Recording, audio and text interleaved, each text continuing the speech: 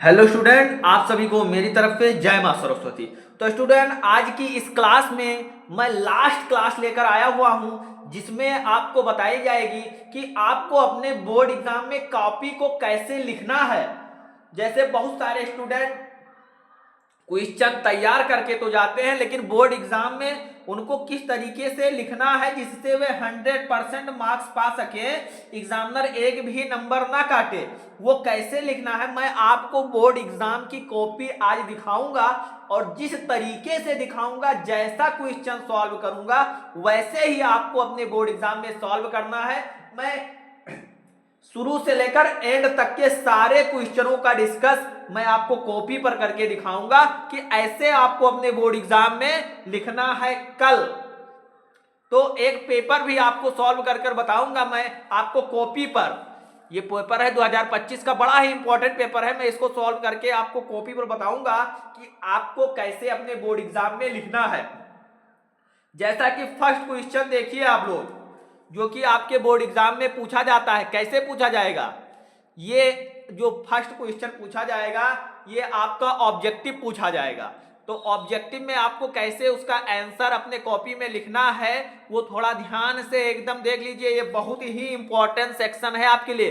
तो आपके जो बोर्ड एग्जाम की कॉपी मिलेगी उसमें आप जैसे यहाँ पर दो अंडरलाइन हुई है, आप राइट साइड में दो ब्लैक अपने जो पटरी से स्केल से अंडरलाइन करेंगे। उसके बाद में फिर आपको पूरा क्वेश्चन नहीं उतारना है। ये जो यहाँ पर पेपर में दिया हुआ है, बहुत सारे स्टूडेंट इस वाले क्वेश्चन को छापने लगते हैं, तो इसको आपको नहीं लिखना है। आपको ऐसे लिखना है, देखिए कॉपी में सेम ऐसे आप लिखना, ब्लैक स्केच हो या ब्लैक बॉल एक मोटी पेन हो, उससे आप अपने कॉपी में डालेंगे प्रश्नोत्तर नंबर 1 डालेंगे। और फिर उसके बाद में आप वहां पर क्वेश्चन नहीं लिखेंगे, केवल लिखेंगे का कौन सा ऑप्शन सही है। फर्स्ट वाला नासिकेतोपाख्यान, ये यहां पर क्वेश्चन पढ़िए। दिया हुआ है क्वेश्चन में कि आचार्य रामचंद्र शुक्ल ने हिंदी गद्य की प्रथम पुस्तक माना है किसको? नासिकेतोपाख्यान को। फिर आपको इस तरीके से अपने बोर्ड एग्जाम की कॉपी में लिखना है, नासिकेतोपाख्यान का डालना है। उसके बाद में फर्स्ट क्वेश्चन है, ये आपका फर्स्ट क्वेश्चन सही है तो आपको ऐसे करके टिक लगाना है। सेकंड क्वेश्चन देखिए, आपको हूबहू ऐसे ही आप अपने बोर्ड एग्जाम की कॉपी में लिखना है। स्टूडेंट, मैं कह रहा हूं, मैं खुद मेरे जो इंटर के जो कॉपी, मैं इंटर में जो 98 नंबर पाया था, 98 नंबर मैंने ऐसे खुद लिखा हुआ था, वैसे सेम मैं जैसे लिखा हुआ था आपको वैसे ही बता रहा हूं। एक आध नंबर कहीं मेरे ऑब्जेक्टिव में कट गए थे, नहीं तो मैं 98 नंबर पाया हुआ था। तो ऐसे आपको लिखेंगे प्रश्नोत्तर नंबर 1, उसके बाद में जो भी सही है का वाला, खा वाला, गा, घा, ड़ा, ये आप ऐसे डाल देंगे। उसमें जो भी ऑप्शन सही है उसको लिखकर फिर ऑप्शन को लिखेंगे। ये नहीं ऑप्शन लिखा फर्स्ट सही कर दिया, उसको भी लिखना है नासिकेतोपाख्यान, उसके बाद में फिर ऐसे टिक करना है। सेकंड क्वेश्चन देखिए, सेकंड क्वेश्चन है कि गुलाब राय की रचना मेरी असफलताएं की विधा है, कौन सी विधा है? तो ये निबंध विधा है। तो हमने ये तीसरा नंबर डाला, तीसरा पे ये निबंध डाला, ऐसे लिखा। चौथा में ये सही है तो मैंने ऐसे लिखा। फिर आप ऐसे पांचों क्वेश्चन लिख देंगे। आपको मैं ये नहीं कह रहा हूं कि आप कॉपी भरने में फंसे। बहुत लोग कहते हैं कॉपी भराओ नंबर मिल जाएंगे। डोंट वरी, कोई मैटर नहीं करता है, बस आपका जो कंटेंट है वो होना चाहिए एनफ। कॉपी भरने से कोई मतलब नहीं है। मेरे बगल एक स्टूडेंट बैठा हुआ था, मैं एक ही कॉपी नहीं भर पाता था लिखकर, कंटेंट मेरे सारे पूरे हो जाते थे। हिंदी में मान लीजिए लंबा है, आप खूब बनाकर लिख सकते हैं, लेकिन अदर सब्जेक्ट में कॉपियां नहीं भरती हैं। 32 पेज की कॉपी रहती है, तो आप कॉपी भरने में नहीं बांटेंगे। बस आपका जो कंटेंट है, जितना पूछा हुआ है उतना ही लिखिए। 80 वर्ड में पूछा हुआ है, 100 वर्ड हो जाए, सही है, कम ना हो। लेकिन अब ये नहीं आप 400-500 वर्ड लिखने लगे, ऐसा आपको नहीं करना है। तो फर्स्ट क्वेश्चन को आप ऐसे सॉल्व करेंगे, फिर आप एक लाइन छोड़ देंगे, उसके बाद में फिर डालेंगे प्रश्नोत्तर नंबर 2। क्या डालेंगे? प्रश्नोत्तर नंबर 2। और उसके बाद में फिर ऐसे आपको अपने बोर्ड एग्जाम की कॉपी में लिखना है, सेम ऐसे। क्वेश्चन मैं पढ़ रहा हूं या मैं आपको कॉपी कैसे लिखना है स्ट्रक्चर में बता रहा हूं। तो आप लोग इस क्वेश्चन को पढ़ लीजिए। और मैं ये कह रहा हूँ स्टूडेंट, जैसे ये आपके ऑब्जेक्टिव ये जो 10 मार्क्स का क्वेश्चन पूछा जाता है, कुछ करने की आपको आवश्यकता नहीं है। आप आरआर क्लासेस पर जाइए, वहां पर एक कम्युनिटी का सेक्शन है, पोस्ट जो डेली छोड़ता हूं मैं, जाइए उसको आधा घंटा 1 घंटा मौका निकालिए, क्वेश्चन पढ़िए, उसको टिक करिए, क्वेश्चन पढ़िए टिक करिए। ऐसे आप जाकर क्वेश्चन जितना हो सके पढ़ डालिए। मैं कह रहा हूं मैंने वहां पर वो क्वेश्चन सेलेक्ट किए हैं कि उससे बाहर आना ही नहीं है, आप जाकर देख लीजिए। तो ये इसकी ट्रिक मैं बता रहा हूं, अगर आप ऐसा करते हैं तो इससे आपके जो 10 मार्क्स हैं ये पक्के हो जाएंगे। आप जाइए और आरआर क्लासेस पर जो कम्युनिटी का सेक्शन है वहां पर डेली मैं 2 कम्युनिटी डालता था डेली, तो वहां पर जाइए, पड़ी हुई है तमाम क्वेश्चन, उसको आप लोग टिक लगाइए। वो प्रीवियस ईयर क्वेश्चन है, आपके बोर्ड एग्जाम में फंस जाएंगे, मैं ये कह रहा हूं 100%। और कल जब आप बोर्ड एग्जाम देकर आएंगे तो मैं आपको दिखाऊंगा भी कि मैंने ये क्वेश्चन बताया था और ये क्वेश्चन यहां से आपके बोर्ड एग्जाम में फंसा हुआ है। तो मेरी बातों को मानिए, फिर आप ये फर्स्ट सेकेंड ये दोनों, ये फर्स्ट वाला हल किए, ये वाला, और फिर देखिए सेकेंड वाला आपने हल किया, ये दूसरा आपने हल कर दिया है। ये जो सेकेंड जो पूछा गया है, सेकेंड वाला भी आपने ये वाला हल किया है। अब आप लोग का जो क्वेश्चन तीसरा है वो देखिए कैसे आपको अपने बोर्ड एग्जाम की कॉपी में हल करना है। तीसरा क्वेश्चन क्या पूछा है कि दिए गए, देखिए दिए गए गद्यांश पर आधारित निम्नलिखित प्रश्नों के उत्तर दीजिए। इसको अब आपको अपने बोर्ड एग्जाम की कॉपी में कैसे लिखना है उसको आप लोग देखिए। क्या डालेंगे? प्रश्नोत्तर नंबर 3, ऐसे ही हूबहू आप डालेंगे, एग्जामिनर एक भी नंबर नहीं काटेगा। मैं आपको ये बता रहा हूं, ऐसे ही आप अपने बोर्ड एग्जाम में कॉपी में लिखना प्रश्नोत्तर नंबर 3। प्रश्नोत्तर नंबर 3 मतलब जो आपका दे रहे, मतलब आप तीसरे प्रश्न का उत्तर दे रहे हैं, यहां पर मेंशन किए हुए हैं, तो ये उसके बाद में आपको संकेत डालना है। ऐसा नहीं है आपके पास इतना टाइम नहीं रहता है कि आप यहां से और यहां तक छापने में बैठ गए। आपको संकेत डालना है जिस तरीके से हमने यहां पर किया हुआ है, संकेत डालेंगे। अशोक को जो सम्मान कालिदास से डॉट डॉट डॉट डॉट फूट उठता था, ऐसे आपको डाल देना है। फिर आपको क्वेश्चन पढ़ना है, क्वेश्चन पढ़ना है। फर्स्ट क्वेश्चन दिया हुआ है कि उपर्युक्त गद्यांश का संदर्भ लिखिए। संदर्भ आपको कैसे लिखना है ये देखिए, स्क्रीनशॉट करिए, या मैं इसका जो जितना भी आपको मैं सॉल्यूशन, आज आपको क्या इंपॉर्टेंट जीवन परिचय, त्यागपथी, पूरा पेपर हल कराऊंगा, डोंट वरी। और आपको कैसे लिखना है ये भी मैं बताऊंगा। तो संदर्भ आप डालेंगे, प्रस्तुत गद्यांश हमारी पाठ्य पुस्तक हिंदी के अशोक के फूल नामक पाठ से लिया गया है तथा इसके लेखक डॉक्टर हजारी प्रसाद द्विवेदी जी हैं। इतना आपको लिख देना है, ऐसे आपको लिख देना है। अब आगे बढ़िए, आगे क्या दिया हुआ है कि रेखांकित अंश की व्याख्या कीजिए। रेखांकित अंश की व्याख्या में आप ऐसे व्याख्या डालेंगे, आगे जो निशान लगाएंगे, उसके बाद में फिर आप पूरा नहीं छापेंगे कि पूरा, ये यहां पर दिया है जहां जिसके नीचे अंडरलाइन की हुई है, रेखांकित अंश की व्याख्या करना है आपको, पूरे गद्यांश की नहीं। तो जिसके नीचे अंडरलाइन दिया हुआ है कि सुंदरियों के आसिंजनकारी नुपुर वाले चरणों के मृदु आघात से वह फूलता था, कोमल कपोलों पर कड़ा वसंत के रूप में झूलता था और चंचल नील अल्पों की अचंचल शोभा को 100 गुना बढ़ा देता था। बस आपको इतना ही लिखना है। क्या लिखना है? डोंट वरी, मैं बता रहा हूं। ठीक, देखिए इसमें से आप यहां से यहां तक उठाइए, आपको अपने शब्दों में लिख देना है, कोई रटना नहीं है। इसको आप अपने शब्दों में कैसे लिख सकते हैं लिख दीजिए। नहीं आ रहा है स्टूडेंट, मैं कह रहा हूं यहां से उठाइए, यहां तक छाप दीजिए, आप अपने कॉपी में छाप दीजिए, आपके एक भी नंबर नहीं कटेंगे। नेक्स्ट क्वेश्चन देखिए, दिया हुआ है कि संस्कृत के किस कवि ने अशोक को सम्मानित किया है। संस्कृत के जो हैं किस कवि ने अशोक को सम्मानित किया, आपको यहीं पर लिखा हुआ है, कालिदास ने। कालिदास ने मिला है, जो सम्मान है वो कालिदास से मिला है अशोक को, समझिए। अब अशोक पर फूल आने के संबंध में लेखक के क्या विचार हैं? क्या विचार है अशोक पर फूल आने के? तो उसके जो विचार हैं यहीं पर लिखा हुआ है कि सुंदरियों के आसिंजनकारी नुपुर वाले चरणों के ये 100 गुना बढ़ा देता है, यही इसके विचार। आसिंजनकारी तथा कड़ा वसंत के अर्थ लिखिए। क्या होता है?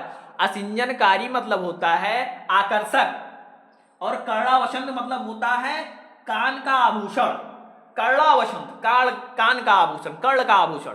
तो आपको अपने बोर्ड एग्जाम की कॉपी में कुछ ऐसे ही पेश करना है। ये यहाँ व्याख्या डालेंगे, आप लिख देंगे।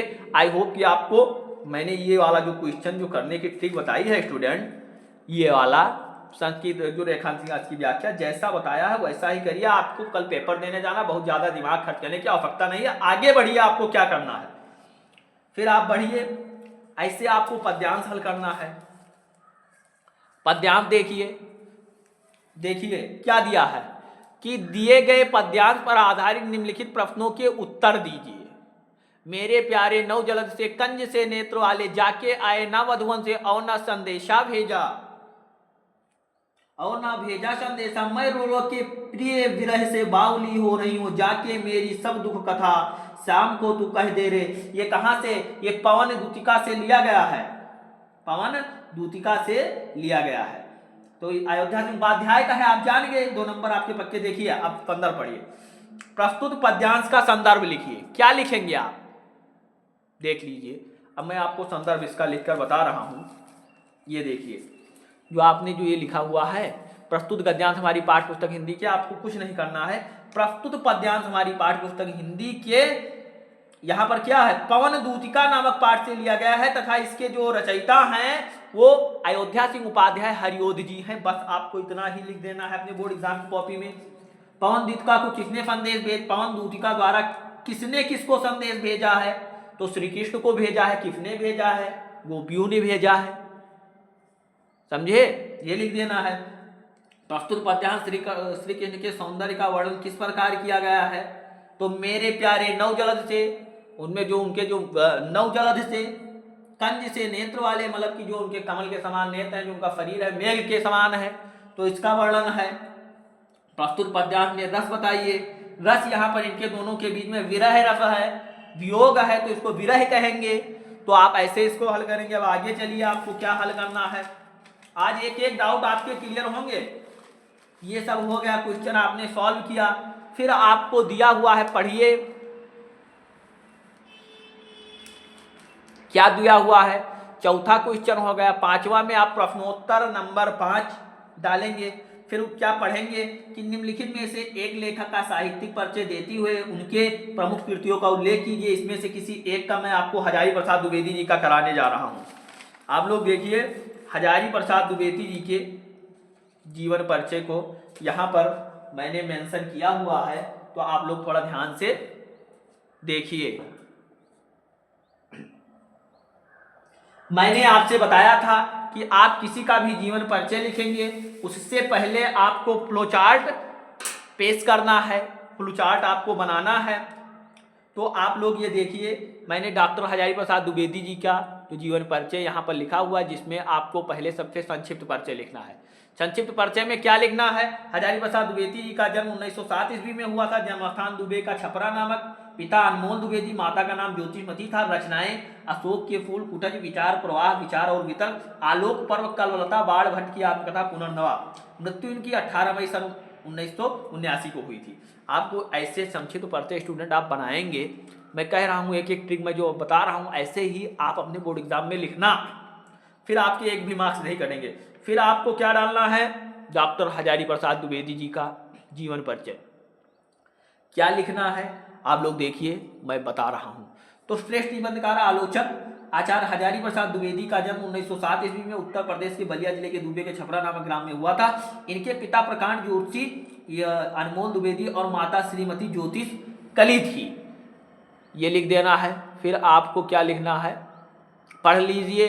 कहिए तो मैं पढ़ूं या क्लास लंबी ना होने पाए, तो आप लोग ये देख लीजिए। जीवन परिचय लिखा आपने, आई होप कि आपने लिख लिया होगा। फिर ये साहित्यिक परिचय आप डालकर लिख दीजिए।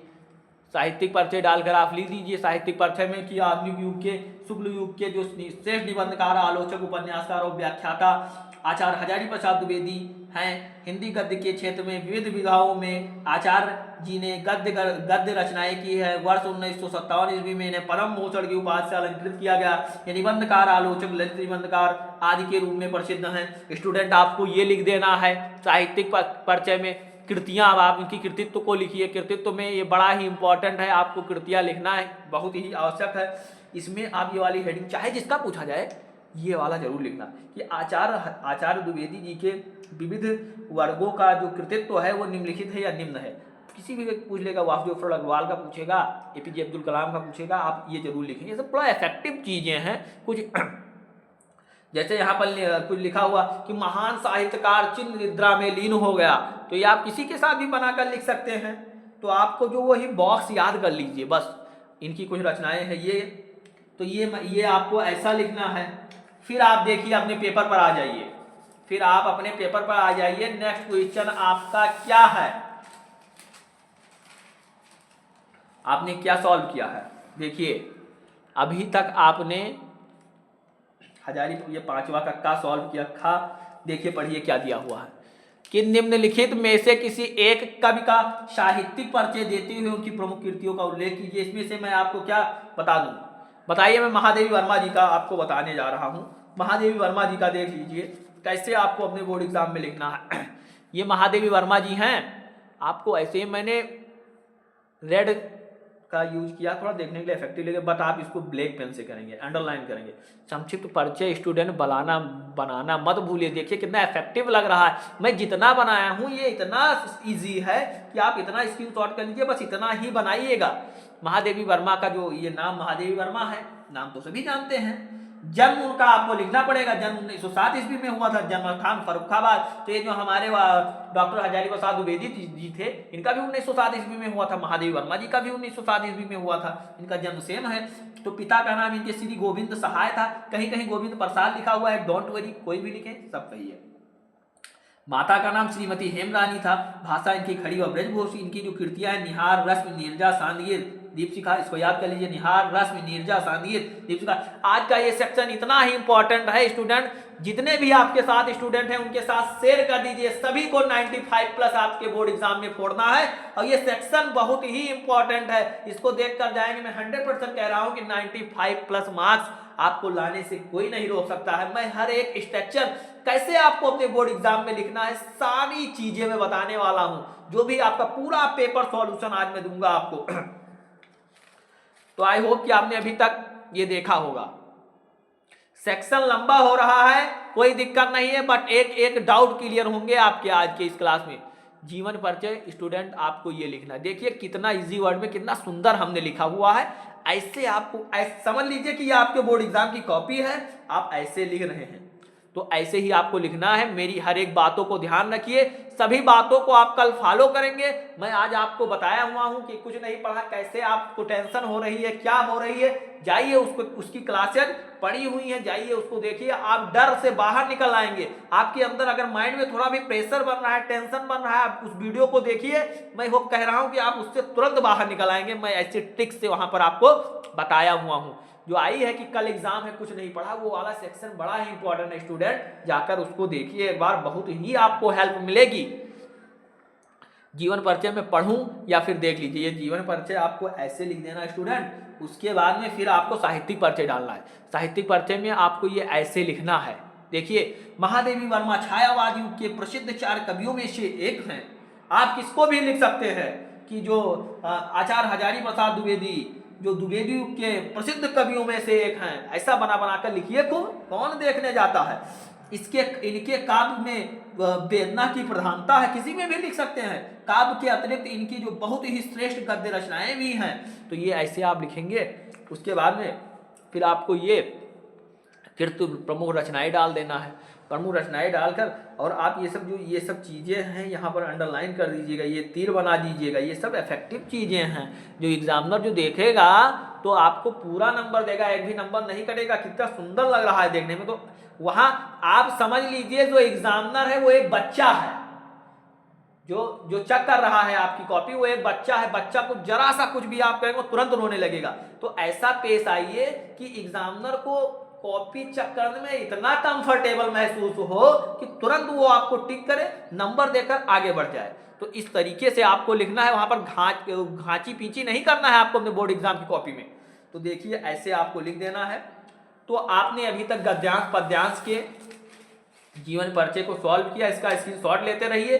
या फिर पीडीएफ भी आपको, अगर आप कमेंट करेंगे तो पीडीएफ आपको टेलीग्राम चैनल पर मैं प्रोवाइड कर दूंगा। फिर आपने ये दोनों क्वेश्चन सॉल्व किया, फिर आप देखिए छठा क्वेश्चन देखिए क्या दिया हुआ। पंचलाइट कहानी के उद्देश्य पर प्रकाश डालिए। बहादुर कहानी मैं आपको बता रहा हूं, एक कहानी मैं आपको बता दे रहा हूं जो कि है बहादुर कहानी। ये लीजिए बहादुर कहानी को देखिए। आपको अपने बोर्ड एग्जाम में ऐसे ही लिखना है, जैसे कुछ जो वर्ड के बीच में आप ऐसा गैप रखेंगे। मैंने बताया है जैसे ये राइटिंग थोड़ा आपको वो लग रही होगी लेकिन देखने में सुंदर है। अगर आपकी राइटिंग नहीं सही है तो आप थोड़ा वर्ड के बीच में समान गैप, एक पेन का इतना गैप बनाइए ताकि एग्जामिनर को पढ़ने में आसानी रहे, उसको पढ़ने में कोई दिक्कत ना हो। तो आप ऐसे लिखिएगा। मैंने वो भी बताया, देखिए उसकी राइटिंग बहुत अच्छी थी, इसकी थोड़ा कम थी, तो ये वाला ट्रिक लगाइए। ऐसे आप लिखिए अपने। तो अमरकांत जी दोहारा लिखित कहानी बहादुर एक नेपाली बच्चे के प्रति परिवार। अब हम पढ़ेंगे नहीं, आप लोग स्क्रीनशॉट करते चलिए या पीडीएफ आपको मिल जाएगी बहादुर कहानी में। ये कुछ ऐसा आपको लिखना है, ऐसा आप लिखेंगे। फिर उसके बाद में ये यहाँ बहादुर कहानी इतना ही आपको लिखना है। 80 वर्ड दिया रहता है, लगभग 100 से 120 वर्ड में मैंने लिखा हुआ है, कम ही ना रहे ज़्यादा भी ना रहे। फिर आप देखिए 7वां क्वेश्चन क्या दिया हुआ है। 7वां क्वेश्चन दिया हुआ है कि स्वपठित खंड काव्य के आधार पर किसी एक खंड के प्रश्न का उत्तर दीजिए। किसी एक खंड, तो आपके गोंडा में है, अगर गोंडा से बिलोंग करते हैं तो त्यागपथी आपको कहाँ कहाँ पे पूछा गया है वो वाला वीडियो जाकर देखिए।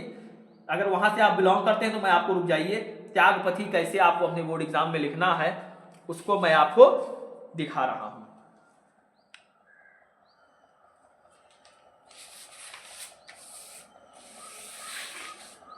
ये देखिए स्टूडेंट, थोड़ा ध्यान दीजिए।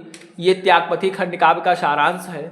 इसमें जो त्यागपथी खंड काव्य महान शासक हर्षवर्धन की जीवन कथा से संबंधित है, इसका सर्गवार इस सारांश इस प्रकार। ये भी क्लासेज आपके उसमें ऑलरेडी मैंने अपलोड की हुई है, जाइए। आपको रटने का मौका नहीं है, अब एक बार दो बार क्लास को रिव्यू करिए, बस आप रिव्यू करके चले जाइए, मेरे बातों को सुनकर चले जाइए। वहां पर जो भी आपको याद आएगा लिख तो सकेंगे, कम से कम माइनस मार्किंग नहीं है, जितना याद आए जो भी मैंने कहा उतना ही लिख देंगे, आपके नंबर मिल जाएंगे। तो ये आपको त्यागपथी कुछ ऐसे लिख, प्रथम सर्ग मान लीजिए आपसे प्रथम सर्ग पूछ रहा है, प्रथम सर्ग में ये इतना है, इतना आपको मेंशन करना है। द्वितीय सर्ग पूछ रहा है, द्वितीय सर्ग में आपको कितना लिखना है ये आप द्वितीय सर्ग में लिख सकते हैं, लेकिन आप अपने बोर्ड एग्जाम की कॉपी में हूबहू ऐसे ही लिखेंगे, उल्टा सीधा काट पीट कुछ नहीं करना है। देखिए लिखा हुआ है, जब राजवर्धन अपने नगर आते हैं तो हर्षवर्धन की दशा देखकर विलख विलख कर रोते हैं। तभी समाचार मिलता है कि उन मालव राज ने उनकी बहन राजश्री के पति की हत्या कर दिया तथा राजश्री को कारागार में डाल दिया। राजवर्धन क्रोधित होकर मालव राज को मारने चले जाते हैं। आगे देखिए,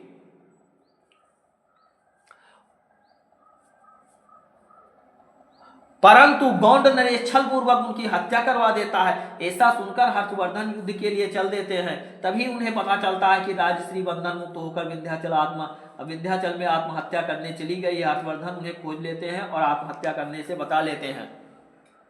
तो ये आपको द्वितीय सर्ग में लिखना है स्टूडेंट। क्लास लंबी हो लेकिन क्लास में एंड तक बने रहिए। कैसे आपको कौन सा क्वेश्चन लिखना है आपको पता चलेगा। तृतीय सर्ग पूछता है, ये लिख दीजिए। चतुर्थ सर्ग पूछता है, आप लोग ये वाला लिखिए। देखिए कैसे मैंने लिखा हुआ है। आज की यह सेक्शन आपके लिए बड़ा ही इंपॉर्टेंट है। आप कल बैठेंगे बोर्ड एग्जाम में, कैसे आपको सॉल्व करना है। पंचम सर्ग पूछे, ये लिखिए स्टूडेंट। मैं आपके लिए हर एक सर्ग लेकर आया हूँ, पंचम सर्ग कहिए तो पढ़कर भी दिखा दिया जाए। तो ये आपको लिखना है। फिर आप देखिए क्या पूछा हुआ है।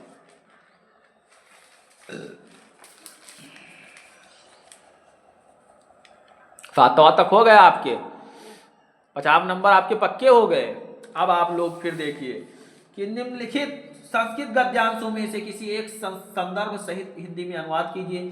2 दिया हुआ है, अथवा लगाकर एक आप करेंगे। कैसे करेंगे थोड़ा ध्यान से देखिए।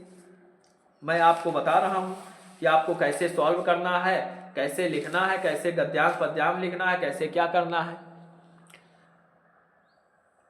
संस्कृत गद्यांश डालेंगे ये आप प्रश्नोत्तर संख्या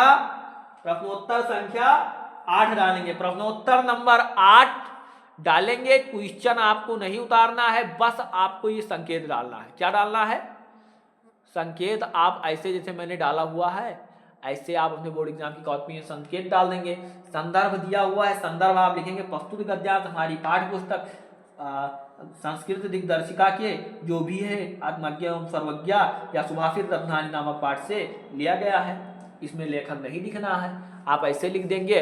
अनुवाद डालेंगे, फिर आप ऐसे लिखेंगे जो भी आप अनुवाद आपको जो भी आता है छोड़ेंगे नहीं, उसी में से हिंदी बनाकर लिख देंगे। इसकी जो ट्रिक है मैं बता रहा हूँ, कोई भी अनुवाद हो जैसे ये है, ट्रिक देखिए कि आपको कैसे क्वेश्चन सॉल्व करना है। नहीं आ रहा है फिर भी संदर्भ आप ऐसे डाले, संदर्भ लिख लिया ऐसे, उसके बाद में फिर अनुवाद डाले। अनुवाद में ये है, ये आपको मान लीजिए नहीं आ रहा है, ये तो आ रहा है, पेपर तो है, छोड़ेंगे नहीं। संस्कृत का क्या होता है? संस्कृतस्य का संस्कृत लिख सकते हैं, साहित्यम का साहित्य लिख सकते हैं, सरसम का सरब लिख सकते हैं, व्याकरण क्या का व्याकरण लिख सकते हैं, सुनिश्चितम का सुनिश्चित लिख सकते हैं। लेकिन छोड़ना नहीं है आपको इसकी हिंदी ही आपको ऐसे अपने कॉपी में पेस्ट कर देनी है। ऐसे पेस्ट कर दीजिए अनुवाद डालकर, लेकिन बस ऐसे अनुवाद डालिए, अंडरलाइन करिए, खूब सुंदर सा लगे एग्जामिनर को, ऐसे आपको कर देना है। बस यही जो दिया है, इससे आपके जो हैं 7 मार्क्स आपके मुट्ठी में होंगे, ये आपको मिल जाएंगे ऐसे। तो ट्रिक देखिए, ट्रिक के साथ थोड़ा, जैसे बहुत स्टूडेंट हैं कह रहे हैं हमारी पढ़ाई तैयारी नहीं हुई है सर, तो ऐसी जो ये वाली क्लास अगर ही देख लेंगे तो फेल कोई किसी का बाप भी नहीं कर सकता है, फेल अच्छे नंबरों से पास होंगे। और अगर बातों को एक एक चीज को पढ़ लिया तो 95 प्लस आप फोड़ देंगे। ये मैं कह रहा हूँ, इस तरीके से मैंने जो लिखा हुआ।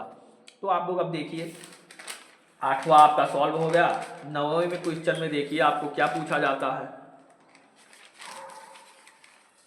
देखिए क्या पूछा गया है, खा में 8वें के खा में क्या पूछा गया है, थोड़ा ध्यान से पढ़िए कि निम्नलिखित संस्कृत श्लोकों में से किसी एक श्लोक का संदर्भ सहित हिंदी में अनुवाद कीजिए। जल बिंदु निपातेन क्रमशः पूर्यते घटाशा हेतु सर्व विधानाम धर्मस्य च धनस्य च। क्या लिखना है, कैसे संदर्भ लिखना है, थोड़ा मैं आपको बोर्ड एग्जाम की कॉपी में आपको कैसे लिखना है उससे आपको रूबरू करा रहा हूं। देखिए हूबहू आप ऐसे ही लिखेंगे स्टूडेंट। ये संस्कृत के श्लोक हैं, मैं कह रहा हूं कि इस संस्कृत के श्लोक को आप अपने कॉपी में उतार, कितना लगेगा 30 सेकंड लगेगा, आप उतार लीजिएगा श्लोक को, जो भी श्लोक आप लिख रहे हैं। संदर्भ डालिएगा, संदर्भ में आपको क्या लिखना है देखिए, प्रस्तुत संस्कृत श्लोक हमारी पाठ्य पुस्तक संस्कृत दिग्दर्शिका के सुभाषित रत्नानी नामक पाठ से लिया गया है। सुभाषित रत्नानी से एक श्लोक आएगा तो यही वाला जो है आप उठाकर संदर्भ लिख देंगे। फिर अनुवाद देखिए लीजिए, आपने देखा भाषा सुमुख्या मधुरा दिव्य गिरवाण भारती तस्या ही मधुरम काव्यम तस्मादि सुभाषितम। तो अनुवाद में देखेंगे भाषाओं में संस्कृत सबसे प्रधान है, मधुर है और अलौकिक है, उससे अधिक मधुर उसका काव्य है और उस काव्य से अधिक मधुर उसके सुभाषित अंग या सुंदर वचन है। तो आप इस क्वेश्चन को ऐसे ही अपने बोर्ड एग्जाम की कॉपी में सॉल्व करेंगे स्टूडेंट। अगर ऐसा आप करते हैं एग्जामिनर एक भी नंबर नहीं काटेगा, 7 मार्क्स आपको इसमें भी मिल जाएंगे। तो आई होप कि आपको अभी तक हर एक चीजें, मेरी बताई हुई चीजें आपको समझ में आ रही होगी। देखिए फिर क्या पूछा हुआ है, निम्नलिखित लोकोक्तियों में से एक का अर्थ लिखकर वाक्य प्रयोग कीजिए। क्या है, अधगल जगरी छलकत जाए, इसमें आग बबूला होना, क्रोधित होना। लिख सकते हैं कि उसको राम ने श्याम को देखा, वह आग बबूला हो गया, तो आप ऐसे लिख देंगे। 10वां क्वेश्चन आप पठित गद्यांश से सॉल्व करने की ट्रिक थोड़ा देख लीजिए। इस सॉल्व को आप वैसे ही डैश डैश कर देंगे। गुरुदेव शब्द का प्रयोग किसके लिए हुआ है, इसी में से पढ़िए, इसी में से उठाकर कुछ वर्ड उठाकर इसमें आंसर में लिख दीजिए। 1 बार 2 बार पढ़ेंगे, मैं कह रहा हूँ कि आपके ये जो सारे क्वेश्चन है ये कोई कहने के, कोई समझाने की आवश्यकता ही नहीं है, ये आप सॉल्व कर लेंगे। ये अपठित गद्यांश पढ़ा हुआ नहीं, उसका नाम ही है अपठित, तो बिना पढ़ा हुआ आएगा, उसके सारे क्वेश्चन के आंसर आपको उसी अपठित गद्यांश में मिल जाएंगे। तो आई होप कि आपको ये चीजें क्लियर हो गई होगी। अब आप लोग थोड़ा आगे देखिए क्या है। 11वां क्वेश्चन आपको दिया हुआ है कि निम्नलिखित शब्दों का सही अर्थ चयन करके लिखिए। अम्ब और अम्ब में क्या सही है? आम और बादल। भवन, भुवन, घर और संसार, ये आप ऐसे टिक लगाकर चले जाएंगे अपने बोर्ड एग्जाम की कॉपी में। भवन, भुवन ऐसे आपको लिखने चले जाना है। फिर आपका ये जो ऑप्शन है ये सारे सही हो जाएगा। कम बोलने वाला, अमित भाषी। आई होप कि आपको ये चीज़ें कैसे आपको बोर्ड एग्जाम में लिखना है मैंने आपको बताया, सॉल्व किया, तो आप ऐसे ही लिख देंगे। फिर आ जाइए, फिर देखिए क्या दिया हुआ है। देखिए ये तो आपका हो जाएगा, शुद्ध करना है आपको, शुद्ध कर लेंगे ये वाले क्वेश्चन में। नेक्स्ट देखिए दिया हुआ है कि करुण, 12वां क्वेश्चन, करुण अथवा शांत रस का लक्षण बताते हुए उसका एक उदाहरण लिखिए। श्लेष अलंकार, उपेक्षा अलंकार का अर्थ लक्षण बताते हुए उदाहरण लिखिए। चौपाई अथवा दोहा, देख लीजिए कैसे आपको अपने बोर्ड एग्जाम में लिखना है, मैं दिखा रहा हूं।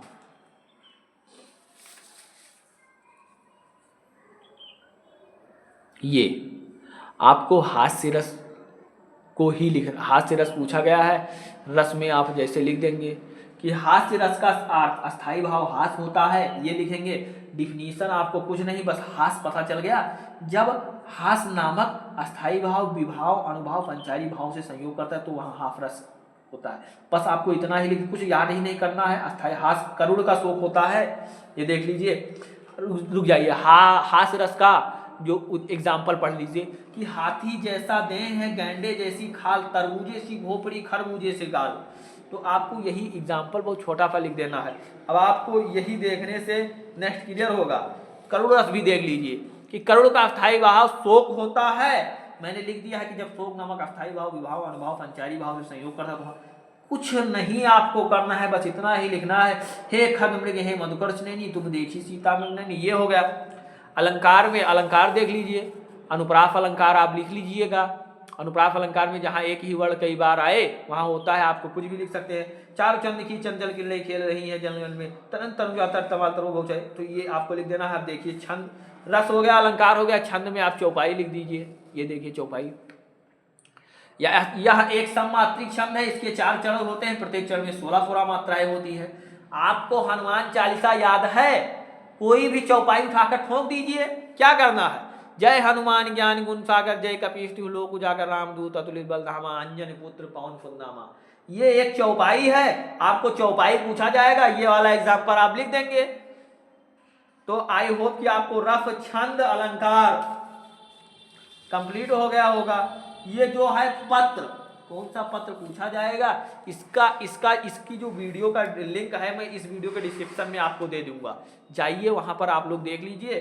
फिर आपका 10 नंबर का ये निबंध पूछा जाता है, बड़ा ही ट्रेंडिंग टॉपिक है। मैं आपको एक ऐसे करके बता रहा हूं कि कैसे आपको अपने बोर्ड एग्जाम की कॉपी में लिखना है। देखिए ये मैंने यहाँ पर महाकुंभ यस्से को लिखा हुआ है। आपको कैसे आपने बोर्ड एग्जाम में लिखना है लिख देंगे। प्रस्तावना, पौराणिक कथा, ये सब करके प्रस्तावना में आपको क्या लिखना है ये थोड़ा स्क्रीनशॉट करते चलिए। इसका भी डिटेल में लेक्चर है तो आप लोग ध्यान से देख लीजिए। ये वाला पौराणिक कथा हमने लिखा हुआ है। आयोजन में आपको क्या लिखना है ये मैंने आपको, लेकिन ऐसे ही आपको साफ सुंदर सुंदर अपने बोर्ड एग्जाम की कॉपी में लिखना है। महत्व लिख देना है, विशेषताएं लिख देना है, धार्मिक गतिविधियां कुछ है ऐसे आपको लिख देना है। ये देखिए, देखते चलिए आप। महाकुंभ मेले की चुनौतियां हैं, ये स्वच्छता, आवास, ये सब निष्कर्ष आपको कंक्लूजन लिख देना है। इसका भी पीडीएफ आपको मिल जाएगा, वरना स्क्रीनशॉट कर लीजिए, जाइए क्लास में इसके डिटेल में इसको देखिए। तो आई होप कि आपने जो ये पेपर सॉल्व किया इससे 100% आपके हर एक डाउट क्लियर होंगे कि आपको कैसे अपने बोर्ड एग्जाम में कौन सा क्वेश्चन कैसे लिखना है। ये सारी चीज़ें का डिस्कस मैंने इसमें किया है। आप लोग देखिए, ये वीडियो आपके लिए 100% बहुत ही हेल्पफुल रही होगी। एंड तक वॉच करना। जो भी आपके फ्रेंड हैं एग्ज़ाम देने जा रहे हैं उनके पास शेयर करिए। तो इसी तरीके से फिर अपना कल बोर्ड एग्ज़ाम दीजिए, फिर मैं आपको नेक्स्ट एग्जाम की तैयारी के प्रिपरेशन में फिर लग जाएंगे। तो इसी तरीके से स्टूडेंट मिलते हैं नेक्स्ट क्लास में एक और मजेदार टॉपिक के साथ। तब तक के लिए bye bye, love you, take care, जय हिंद दोस्तों।